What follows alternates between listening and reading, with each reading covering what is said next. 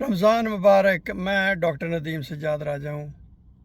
ए तायरे लाहौते उस रिज़्क़ से मौत अच्छी, जिस रिज़्क़ से आती हो परवाज़ में कोताही। मैंने एक पंजाब की वज़ीर आला साहिबा का क्लिप देखा है कि जिसमें वो सीनियर डॉक्टर्स की बेइज्जती फरमा रही हैं। वज़ीर आला साहिबा भी सिपाहियों को बग़ैर जंगी साजो सामान दिए उनसे ये तवक्को करती हैं कि वो जंग से फतेह याब हो के आएंगे और आके उनको जो भी जंगी फतूहात हैं उनका नजराना पेश करेंगे। इसके अलावा मुझे बहुत मायूसी हुई कि जो लोग वहाँ पर इतने सख्त और सुस्त जुमले सुनने के बाद, जिनको आप अपनी देसी ज़बान में बेइज्जती भी कह सकते हैं, कि बेइज्जती होने के बावजूद उनमें से कोई भी नहीं बोला। ना जिनकी बेइज्जती हो रही थी, ना जो उनके संगी साथी थे, उनमें से कोई भी नहीं बोला। जब ज़ाहिर है आप प्लेटलेट्स ऊपर नीचे करेंगे तो फिर ज़ाहिर आप बोलने के तो काबिल नहीं रहते ना। ये जो जितने हुक्मरान होते हैं या ब्यूरोक्रेसी होती है या जो नाखुदा बने बैठे होते हैं, वो उनकी मेंटालिटी बड़ी अजीब होती है। मैं भी एक दफ़ा 3-4 बंदों के साथ मिलने चला गया किसी से,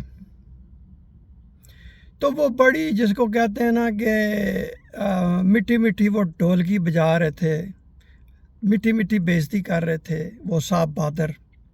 तो मैं देखता रहा कि जिनके साथ मैं गया था शायद उनमें से कोई बंदा बोले।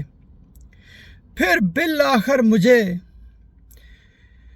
उन साहब को ये कहना पड़ा कि जनाब ये मुअज़्ज़ज़ लोग हैं, बाइज़्ज़त लोग हैं जो आपके पास आए हैं, इनको थोड़ी सी आप इज़्ज़त दें। तो उन साहब बहादुर को मेरी ज़ाहिर बात ये नागवार गुजरी कि मैंने ये जसारत क्यों की है। तो उन्होंने कहा जी मीटिंग ख़त्म। मैंने कहा ख़त्म, ठीक है। जब बाहर निकले तो जो जिन लोगों के साथ मैं गया था साहब बहादुर से मिलने के लिए, मुझे कह रहे हैं कि साहब बहादुर की बड़ी बेइज्जती होगी, उन्होंने बड़ा महसूस किया है। मैंने कहा मैंने भी महसूस किया था पिछले 1 घंटे से, लेकिन आप में से कोई नहीं बोला। तो जब आप में से कोई नहीं बोला तो फिर मुझे मजबूरन जो है वो दखल अंदाजी करनी पड़ी।